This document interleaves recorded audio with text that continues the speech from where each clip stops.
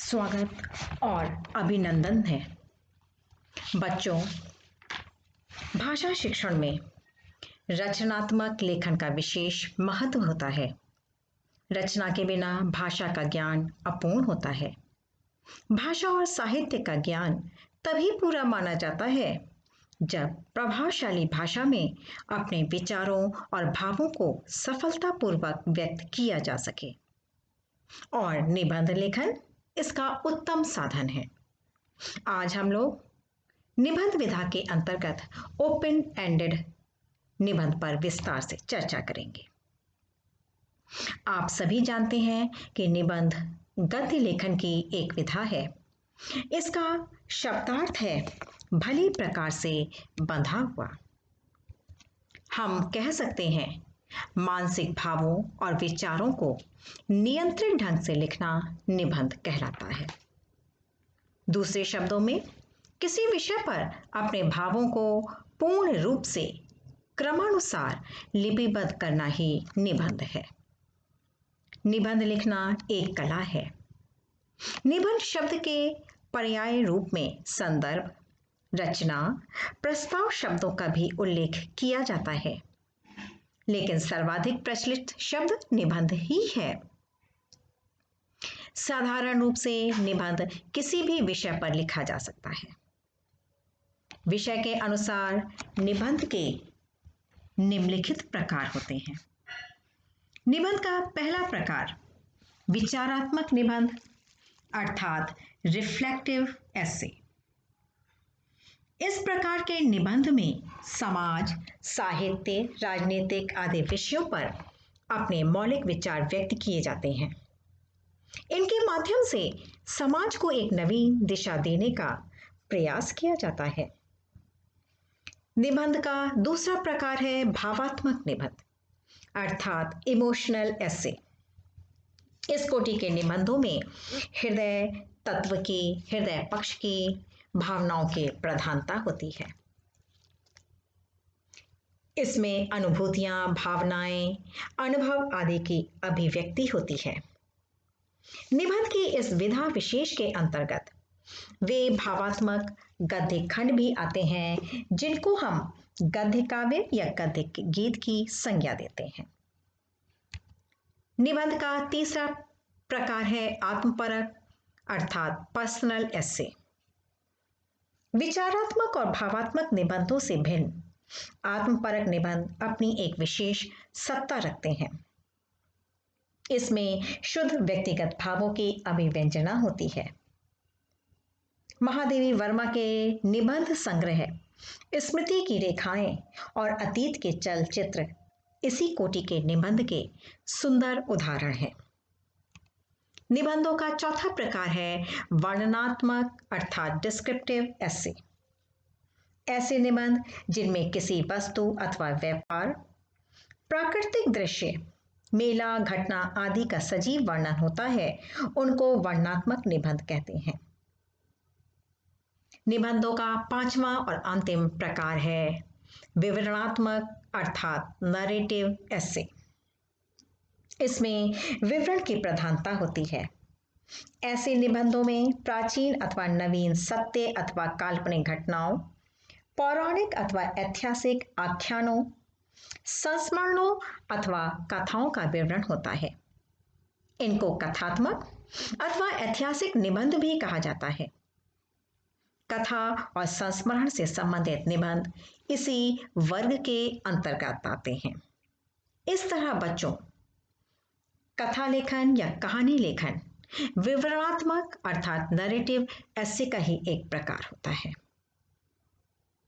हम कह सकते हैं कि कथात्मक निबंध या कहानी लेखन में अपने स्वयं के अनुभवों को सुंदर शब्दों के साथ सही ढंग से और सही संदेश के साथ पहुंचाते हैं।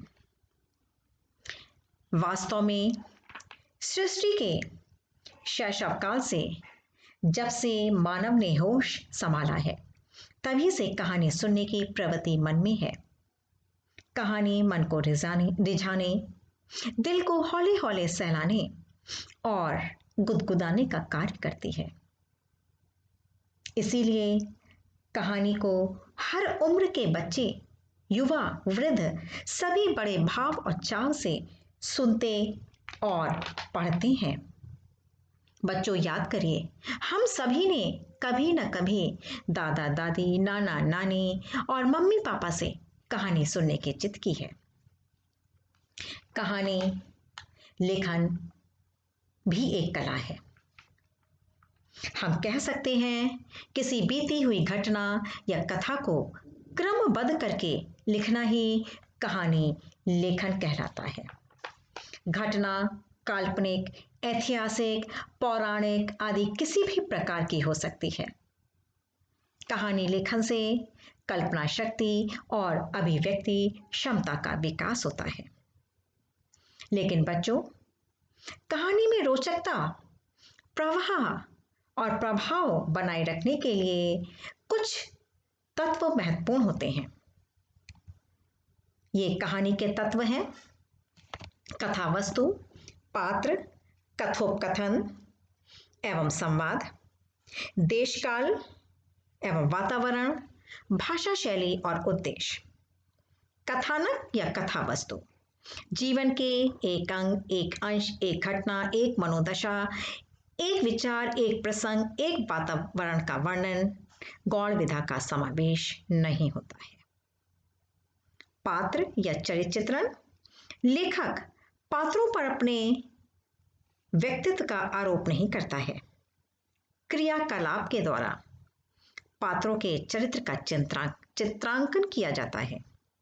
कथोपकथन या संवाद, डायलॉग छोटे होते हैं, सरल सरस होते हैं, पात्रों के अनुरूप व भंगिमा युक्त तथा मार्मिक होते हैं। देशकाल एवं वातावरण, कहानी में प्राकृतिक, सामाजिक, राजनीतिक, आर्थिक, ऐतिहासिक, धार्मिक आदि वातावरण के अनुसार ही कथा वस्तु का निर्माण किया जाता है। भाषा शैली भाव प्रधान भी हो सकती है, विचार प्रधान हो सकती है, वर्णन प्रधान, व्यंग्य प्रधान, अलंकारों से सजी हुई और मुहावरेदार भाषा शैली का प्रयोग किया जाता है। उद्देश्य, हर कहानी का एक उद्देश्य होता है। कहानी में किसी समस्या की ओर संकेत करना और सुधारवादी उद्देश्य ही इसका मुख्य तत्व होता है। इस तरह से कहानी के तत्वों को ध्यान में रखकर ही हमें कहानी लिखना चाहिए। जब हम कहानी लिखते हैं तो उस समय कुछ मुख्य बातें होती हैं जिस पर हमें ध्यान देना चाहिए। पहला है शीर्षक। जब हमें किसी भी विषय पर कहानी लिखने के लिए दी जाए तो हमें सर्वप्रथम उसका शीर्षक सोच लेना चाहिए और उसे लिख देना चाहिए। शीर्षक यानी टाइटल आकर्षक, रोचक और विषय के अनुरूप होना चाहिए तथा उसका अर्थ सारगर्भित होना चाहिए। दूसरी ध्यान देने योग्य बात है विषय, रूपरेखा और प्रभाव। जो भी विषय, जो भी संकेत, जो भी पंक्ति दी जाए उसे ध्यान से पढ़कर विचारों और घटनाओं को क्रमवार एक व्यवस्थित ढंग से व्यक्त करना चाहिए।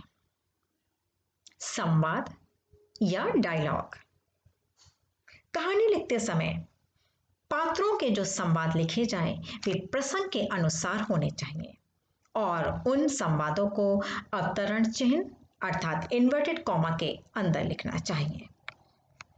चौथी ध्यान देने योग्य बात है संदेश। कहानी की समाप्ति पर कहानी से प्राप्त शिक्षा, संदेश और सीख को भी अवश्य लिखना चाहिए। सुविचार, मुहावरों और कहावतों का प्रयोग, कहानी में रोचकता लाने के लिए हमें सुविचार, मुहावरों, कहावतों, लोकोक्तियों, कविता की पंक्तियों का प्रयोग अवश्य करना चाहिए। भाषा शैली सरल, स्वाभाविक, प्रभावशाली भाषा होनी चाहिए। वाक्य छोटे और सरल होने चाहिए। मुख्य बात यह है कि कहानी सदैव भूतकाल में लिखी जानी चाहिए। लेकिन हाँ, जब हम संवाद या डायलॉग लिख रहे हों तो प्रसंग के अनुसार वे काल में बदले जा सकते हैं। इस तरह कहानी लिखते समय यदि हम इन बातों का ध्यान रखेंगे तो हम एक अच्छी प्रभावशाली कहानी को लिख सकेंगे। अब बात आती है कहानी लेखन की विधियां।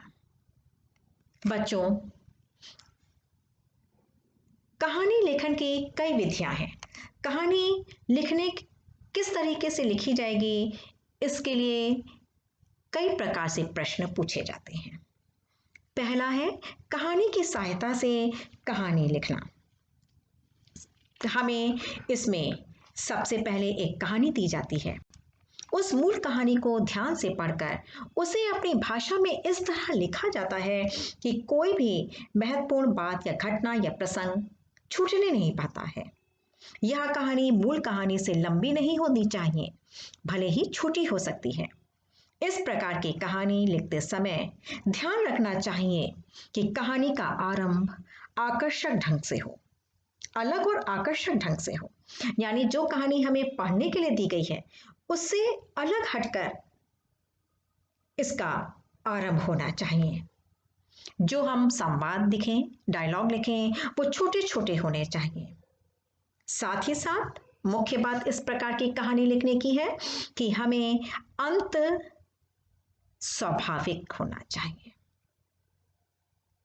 तथा शीर्षक यानी टाइटल वही रखना चाहिए, समान होना चाहिए जो कहानी हमें पढ़ने के लिए दी गई थी, जिसके आधार पर हमें अपने शब्दों में कहानी लिखनी थी, उस कहानी का भी शीर्षक समान होना चाहिए।